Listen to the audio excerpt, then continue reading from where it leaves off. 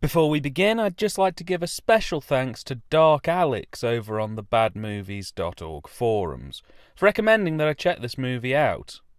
I don't know what he thought my reaction would be to this picture, and to be honest, I'm still a little confused about it myself, but cheers again nonetheless.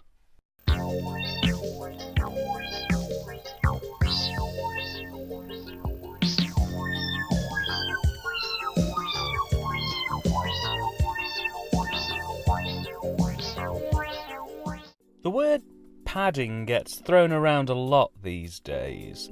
In modern cinematic terms, it's typically defined as a point in a film where the advancement of the plot stops and characters meander without aim, action, or any sign of character development. This can cause the audience to become a bit despondent and either turn their attention to something else briefly, or to stop watching altogether. But for as long as around 90-minute runtimes have been the standard for feature-length films, there have been chancers who've thought that by writing in an extra 5 to 10 minute scene here and there, that they can hit that runtime without necessarily having to completely take their film apart. And what most of these writers, producers and directors fail to realise is that trying to meet an arbitrary runtime by any means necessary will more often than not cause your film to suffer detrimentally in ways that can literally turn a classic in the making into a raging dumpster fire within a matter of minutes. I say the word padding gets thrown around a lot these days because I don't think I've ever experienced a film quite like The Strangeness before. In that it's not so much a movie with padding put in, more padding that happens to surround elements of a movie. And a knockoff movie at that. The Strangeness is a 1985 low-budget horror movie directed by Melanie Ann Phillips, who used a pseudonym throughout her film career working under the name David Michael Hillman. I say this movie was made in 1985, it was actually made in 1980, but it sat unreleased for about 5 years. Thought you'd like to know. It was also written by Phillips and Chris Huntley, who between them both have exactly one writing credit, this film, which I typically take as a sign that this movie isn't going to be the next Oscar winner. It's also only one of 2 directional credits for Phillips, who produced this movie and what would appear to be some kind of kids' film called Brothers of the Wilderness. Now, I don't want to give away the entire plot of the film here, but that's going to be very difficult to do because I can pretty much sum up the entire plot of this movie in less than a paragraph. The Strangeness opens with a couple who've been hired to open and explore a previously sealed mine in order to check if it's hospitable enough for people to resume operations there. The mine was closed in 1883, and it's believed that strange goings-on and various murders were the reason why the mine closed down ultimately.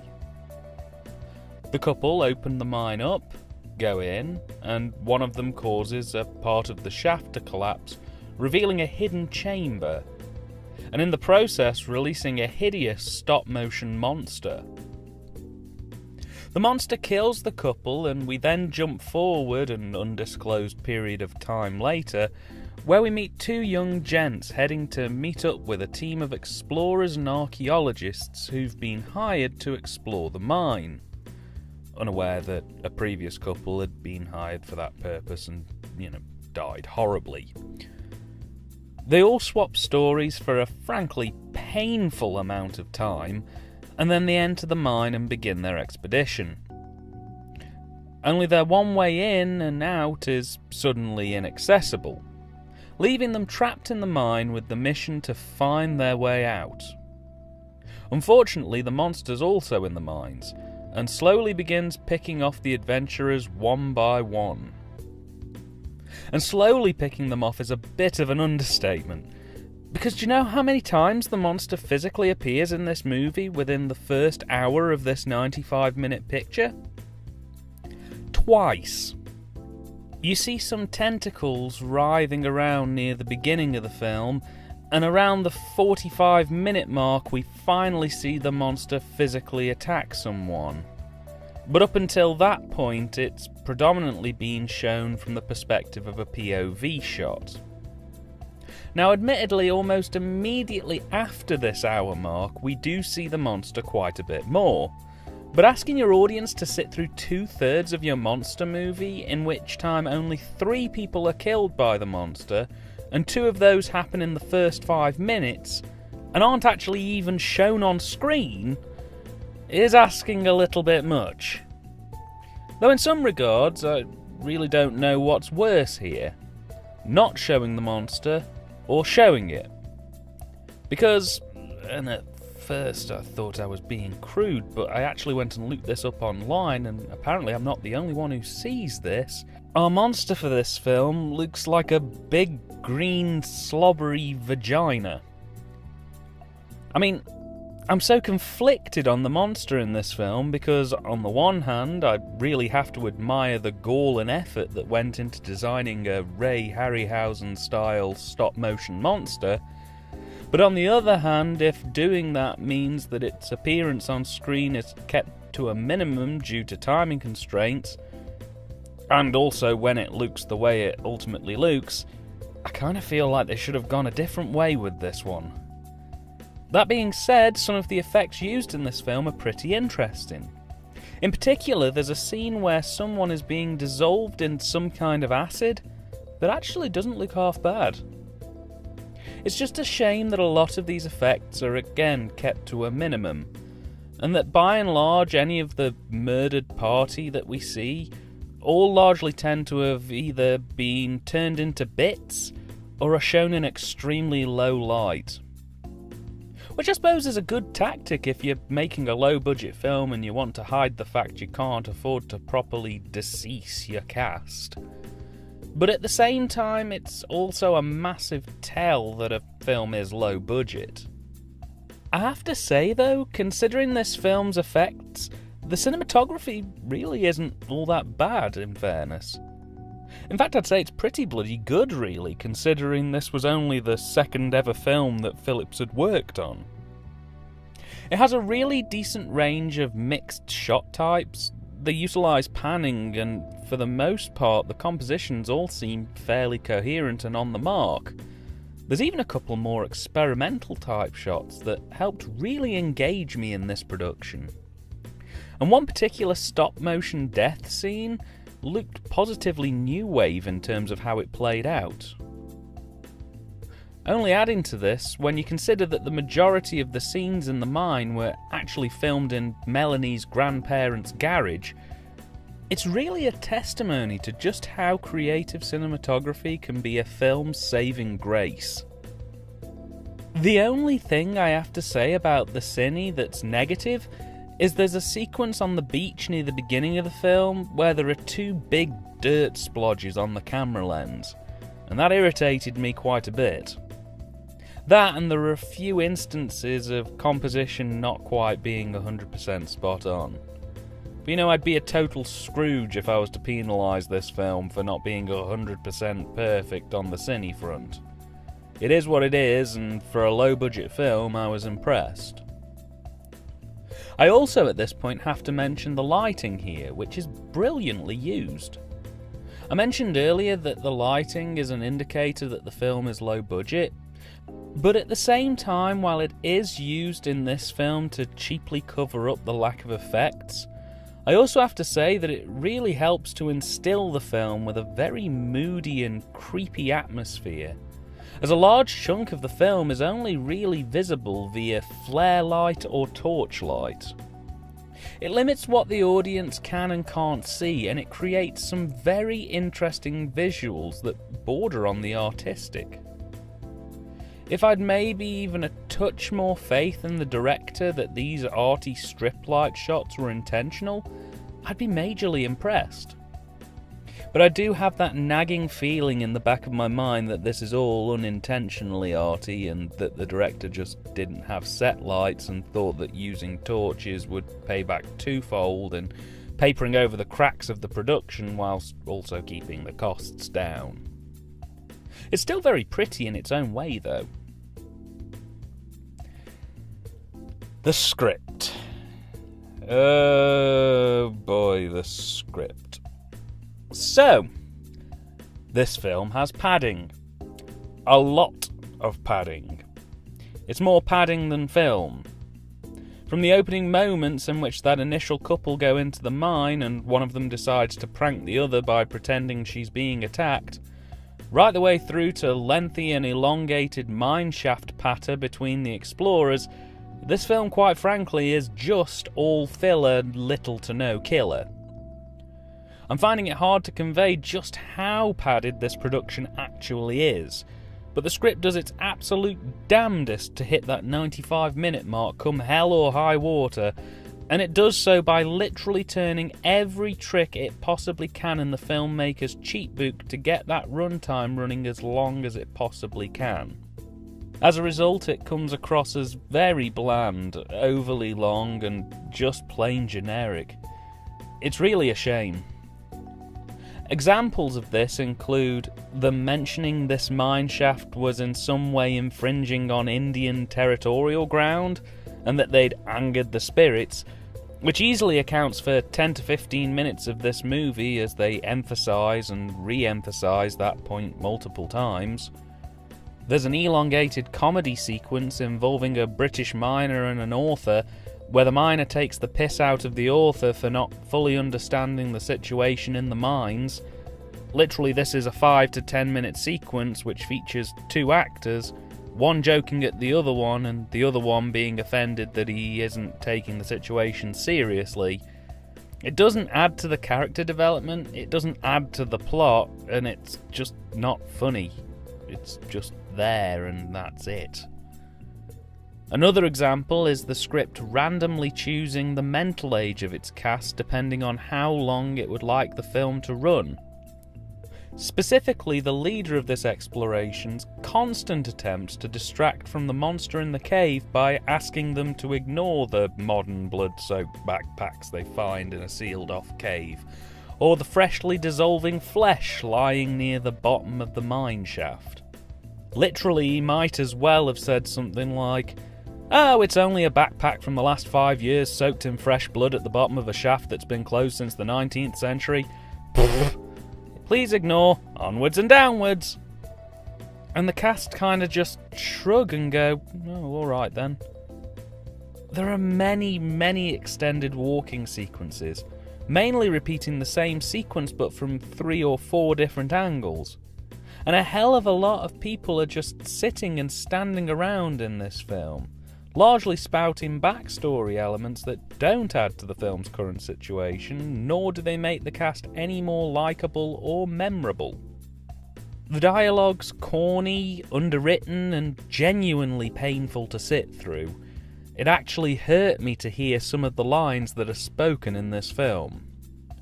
The best thing this film has going for it is some of the lines are unintentionally funny. One of the highlights for me being 2 of the main cast members' over-reliance on the word turkey to describe the rest of the team. It even goes as far as to create problems just so that it can resolve them minutes later.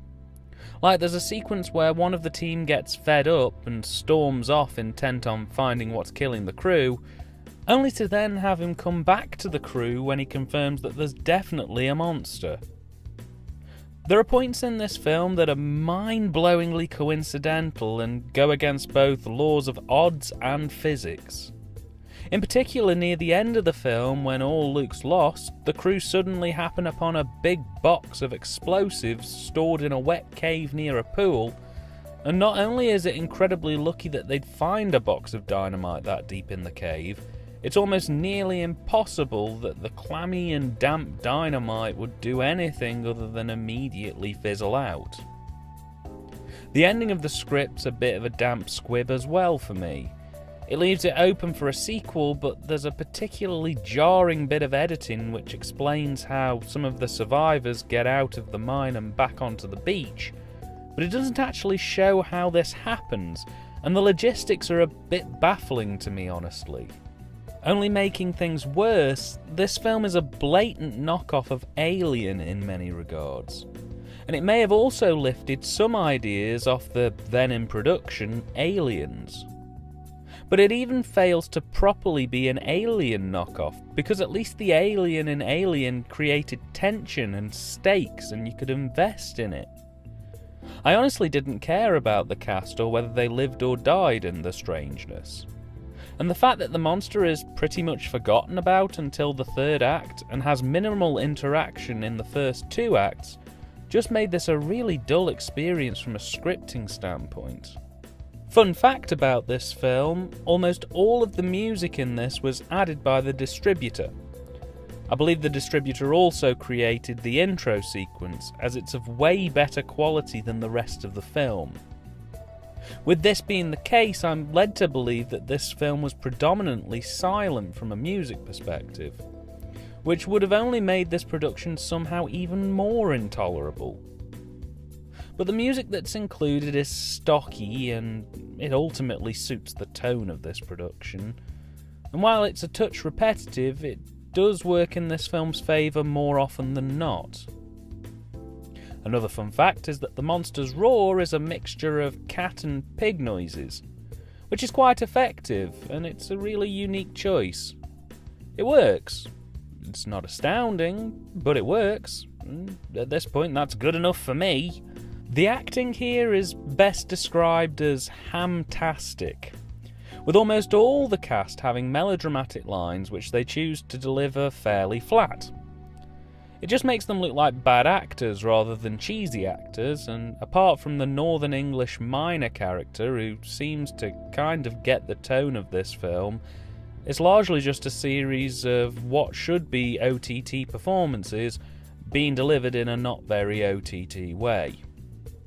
This works against the script and against the cast, and only serves to further gum up the system. The direction's fairly bland as well. From a physical side, the cast are trying to be at least a little bit animate, but apart from one or two members who get above good in terms of how they choose to move and behave on camera, the rest of the cast pretty much just stand around and don't really have much of a visual presence. It's also not a particularly stylised production. The movie gets a bit of a free pass from me because of the sort of arty lighting, but if you take that out of the equation, there's very little here actually to distinguish this film against any other low-budget production. It may have decent cine, but nothing in this movie particularly jumps out at me from the direction side of things. I will end this on a positive note, however, and say that the editing is actually pretty responsive and tight. None of the shots stay on screen for an overly long or overly short period of time. The cuts all feel about right, and none of the shots ever have frames missing in terms of dialogue or actions. With the exception of the very end of the film, which does fumble a little bit, 98% of this film is actually very well handled from an editing perspective. I mean, I suppose the argument could be made that had the editor had full control of this, they could have maybe removed 40 minutes of this film and it still would have felt overly padded. But if they're working to a script and they had to keep it all in, they've done a damn fine job of making it work as well as it can. The Strangeness was initially released on VHS in 1985. Produced by Stellarwind Productions and distributed by Transworld Entertainment, it later would have a DVD release in 2009 by Code Red. And the print of that DVD copy is pretty decent. It's nice and clean and looked surprisingly sharp for what it was. There were maybe a couple of moments of print damage that I spotted dotted throughout, but nothing major and nothing bad enough to complain about, really. The DVD commands a very high price these days, and I haven't actually ever seen a VHS copy of this movie in real life, so I assume that's equally hard to get a hold of. But all in all, I feel that this film's a little bit nice video, shame about the song. In the sense that while the visuals and editing and some of the effects and lighting are all very good and definitely have a charm about them, that absolutely dire, monotonous script and some lackluster direction really only serve to undermine what could have ultimately been an alright, cheesy little monster movie. It's overly long, but I would say there are bits of this that are worth seeing, and while I can't personally recommend you seek this film out, I can say it's not the worst thing I've seen in my life.